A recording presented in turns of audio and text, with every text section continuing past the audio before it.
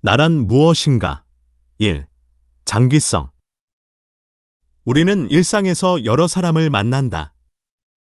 그때마다 내 마음속에 여러 명의 나, 개인, 가 있다는 걸 알고 있다.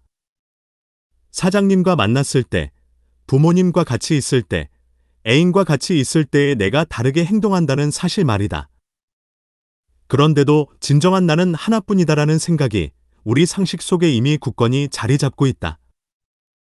이것이 문제다.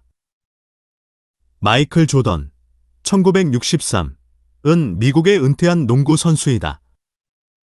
약 120년에 이르는 농구 역사에서 가장 위대한 선수로 평가받는다. 1984년부터 NBA 선수로 활동하였으며 2003년 은퇴했고 현재는 NBA 샬럿 호네츠와 NBA 지 리그 그린즈버러 수험 구단주이다. 최근에 인간 이세돌과 인공지능 한돌의 세계적 바둑 대결로 우리는 인간이 무엇인가에 다시금 관심을 갖게 되었다. 나는 누구인가? 라는 질문은 흔하지만 나란 무엇인가? 라는 질문은 생뚱맞게 들리기도 하고 대답하기가 참 난감하다. 최근 2월 말 조간신문에 대문짝만한 기사 하나가 실렸다. 내 일부가 죽었다라는 신문 표제어다. 농구 황제 마이클 조던, 57, 일라에서 열린 코비 브라이언트, 42의 추모식에서 눈물 흘리면서 했던 바로 이 말이다. 눈물 범벅이 된 조던의 사진이 함께 실렸다. 여기서 말하는 내 일부는 무슨 말일까? 코비 빈 브라이언트, 1978.8-2020.1는 미국의 전 농구 선수로 선수 시절에는 전미 농구협회, NBA, 의 팀인 로스앤젤레스 레이커스의 소속으로 활약하며 5회의 우승을 거두었다. 필라델피아 세븐티식서스에서 선수 생활을 했고 더번바 로스앤젤레스 스파크스의 전 감독으로 활동한 조 젤리빈 브라이언트의 외아들이기도 하다. 현역 시절 별명은 블랙맘바다. 올 1월에 세상을 떠났다. 출처 위키백과. 코비 빈 브라이언트 1978.8-2020.1는 미국의 전 농구 선수로 선수 시절에는 전미 농구협회 NBA 의 팀인 로스앤젤레스 레이커스의 소속으로 활약하며 5회의 우승을 거두었다. 현역 시절 별명은 블랙맘바다. 올 1월에 세상을 떠났다. 출처 위키백과. 나라는 개인을 더 작은 단위로 나눌 수 없는 것일까? 우리말의 개인, 개인을 영어로는 인더비주얼이다. 이 낱말을 이루는 구성 성분을 뜯어보면 인 플러스 디비주얼로 나눠진다. 디바잇, 나누다. 나는 동사에 부정접두사 인이부터 만들어졌다. 그래서 인더비주얼을 우리말로는 더 이상 나눌 수 없는 이라는 의미로 사전에 실려 있다. 영어의 어원에서 보자면 개인, 나은 더 이상 나눌 수 없다는 뜻일 게다. 뭐 좀 복잡한 설명이 됐다. 정말 그럴까? 칸트의 말처럼 인간은 과 육으로 만들어졌다고 본다면 즉 육체의 측면에서는 이 말이 당연히 맞는 말이다. 인간을 죽여서 토막을 내지 않은 한 나눌 수가 없기 때문이다. 그렇다면 인간의 영에 해당되는 마음, 즉 인격은 어떨까? 몸과 마찬가지로 더 이상 나눌 수 없는 것으로 여태껏 여겨져 왔고 나는 나고 너는 너다라는 식의 명제가 사뭇 확고했다. 그래서 사람들은 자신의 인격, 마음은 유일무이한 하나라고 생각해왔다.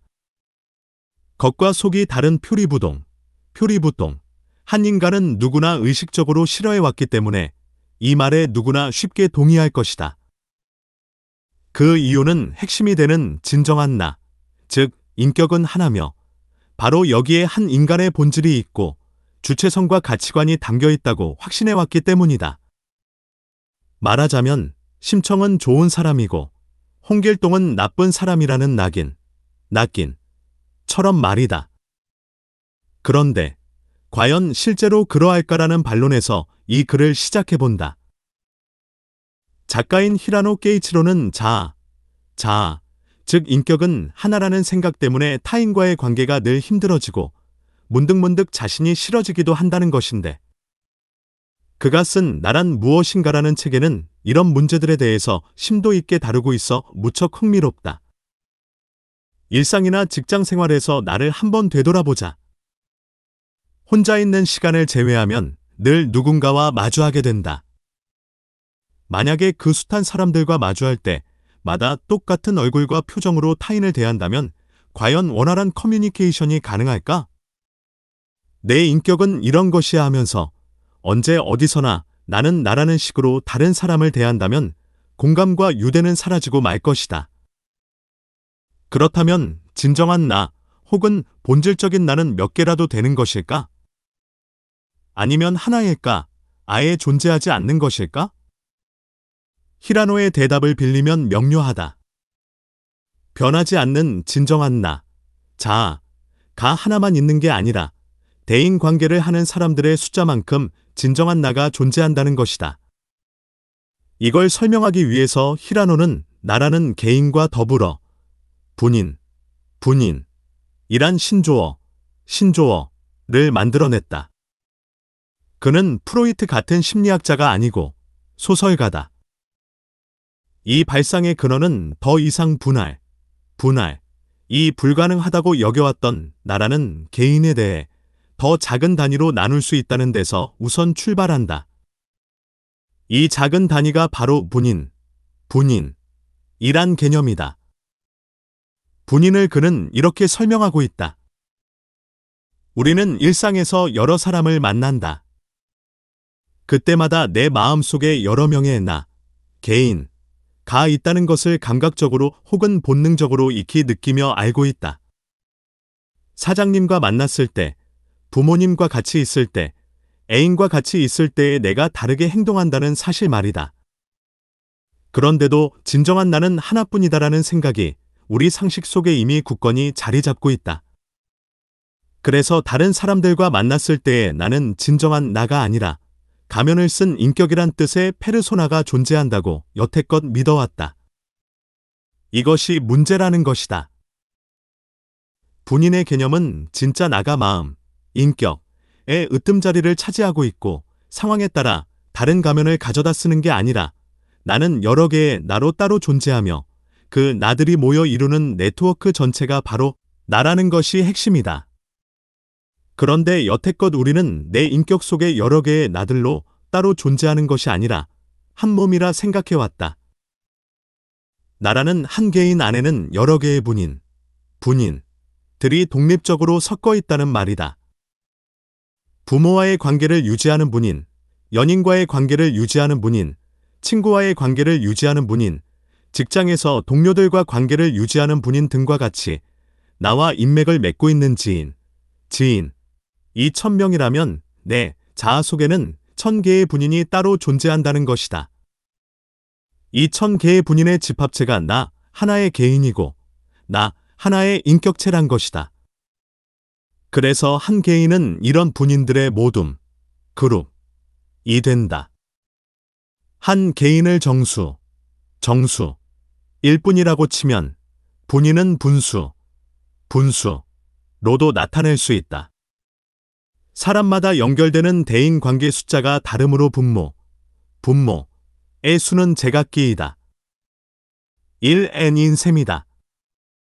이 점이 중요한데 상대와의 접촉 빈도수나 친화도에 따라 분자는 바뀐다.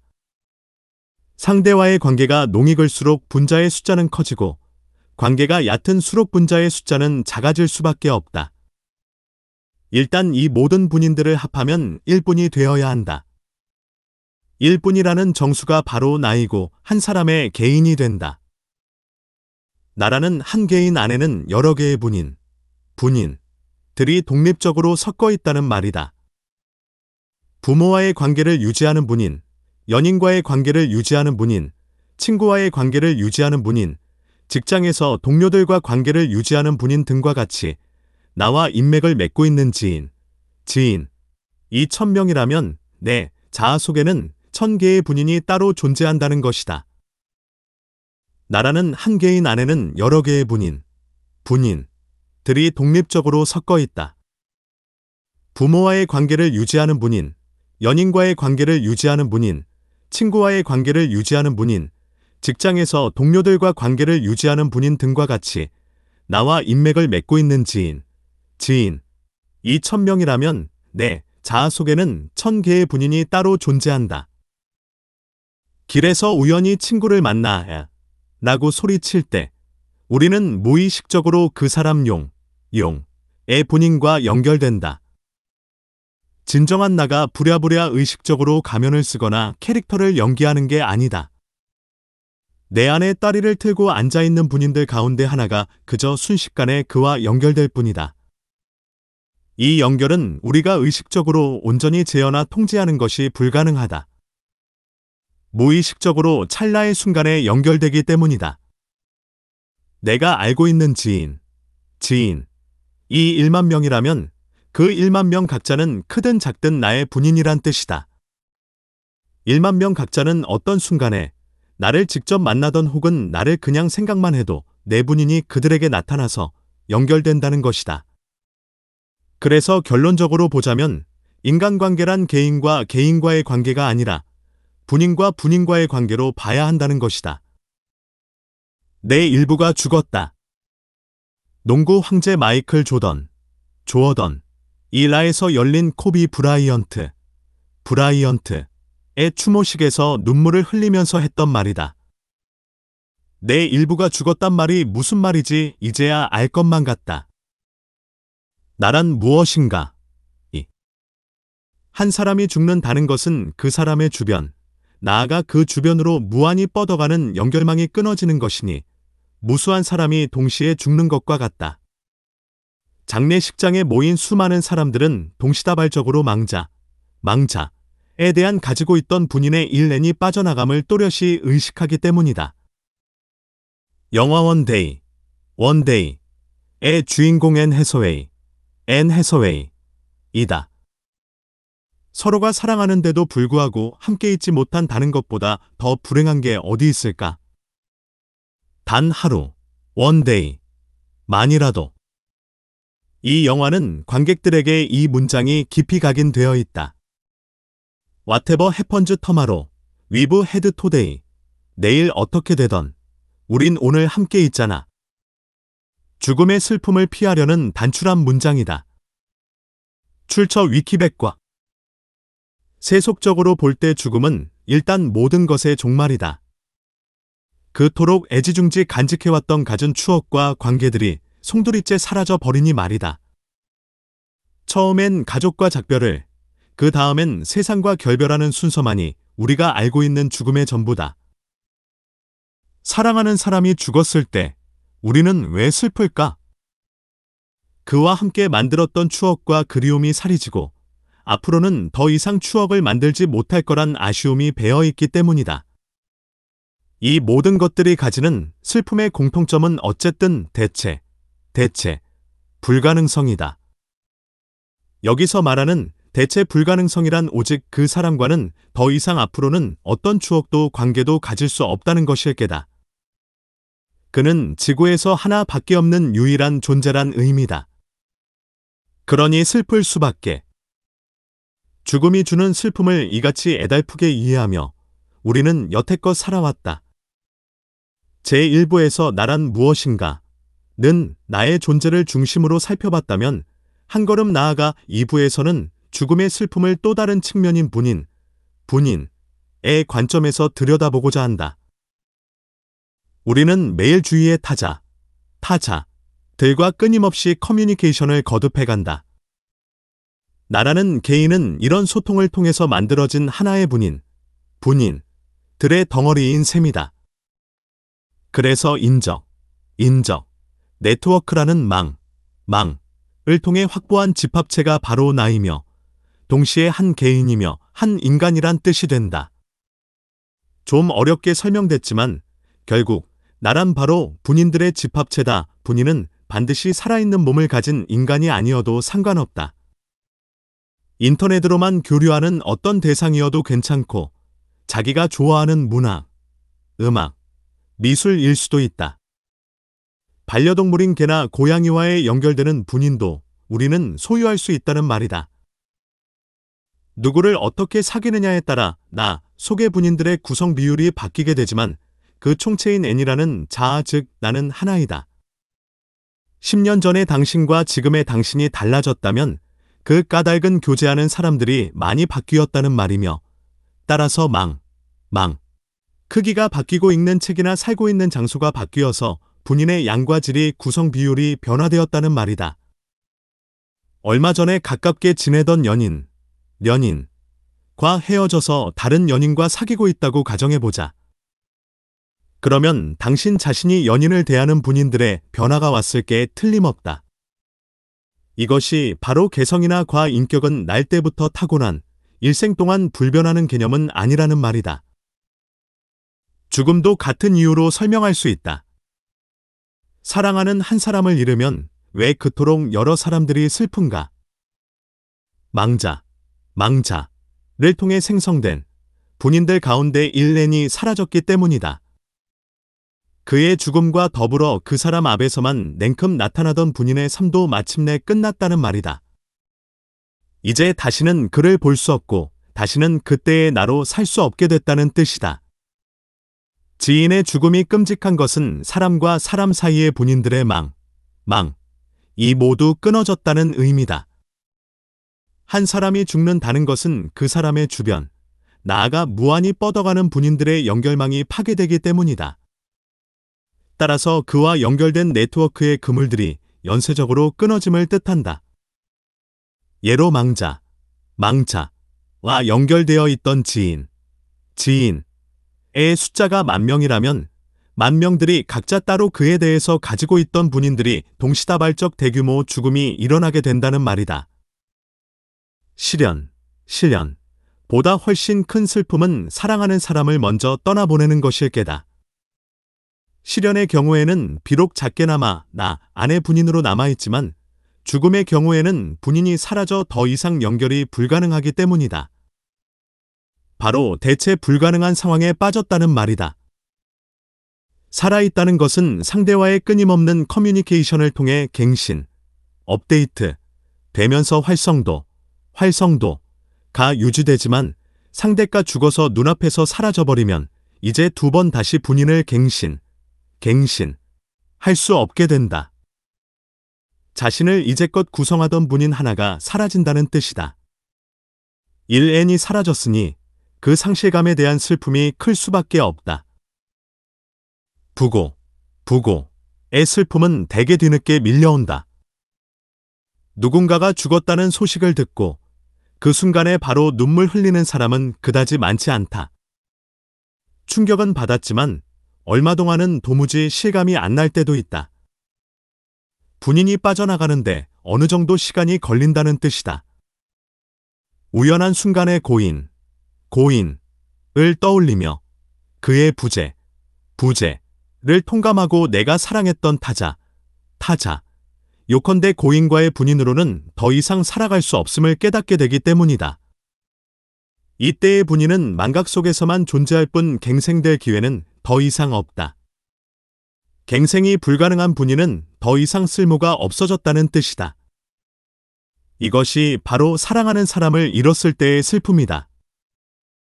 한 사람이 죽는다는 것은 그 사람의 주변, 나아가 그 주변으로 무한히 뻗어가는 분인들끼리의 연결망이 끊어지는 것이니 무수한 사람들 속에 간직하던 분인들이 동시에 죽는 것과 같다. 장례식장에 모인 수많은 사람들은 동시다발적으로 망자에 대한 가지고 있던 분인의 1N이 빠져나감을 또렷이 의식하게 된다. 영화 4번의 결혼식과 1번의 장례식에서 오던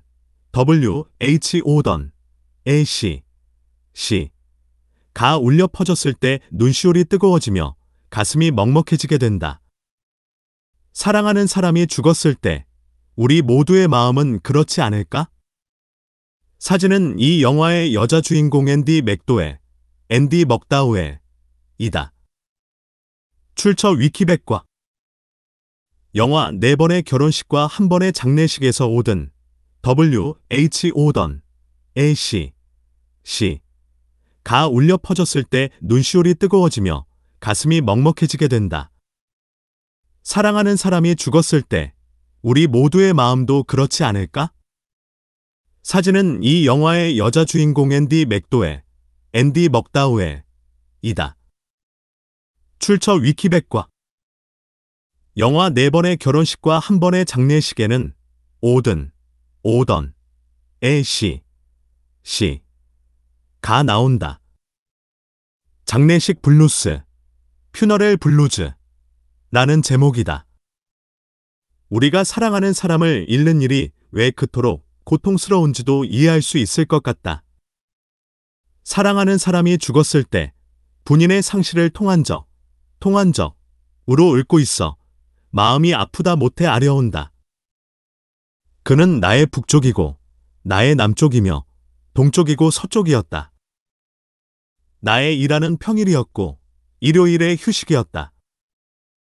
그는 나의 정오, 나의 자정, 나의 대화, 나의 노래였다. 사랑이 영원한 줄 알았는데 내가 틀렸다. 별들은 이제 필요 없으니 모두 다 꺼져버려. 달을 쏴버리고 해를 철거해라. 바닷물을 쏟아버리고 숲을 쓸어 엎어라. 이제는 아무것도 소용이 없으니까. 사랑하는 사람이 죽었을 때 우리는 왜 슬플까? 그와 함께 만들었던 추억과 그리움이 사라지고 앞으로는 더 이상 함께 추억을 만들지 못할 거란 아쉬움이 배어있기 때문이다. 분인의 상실이 그 요체이고 근원인 셈이다.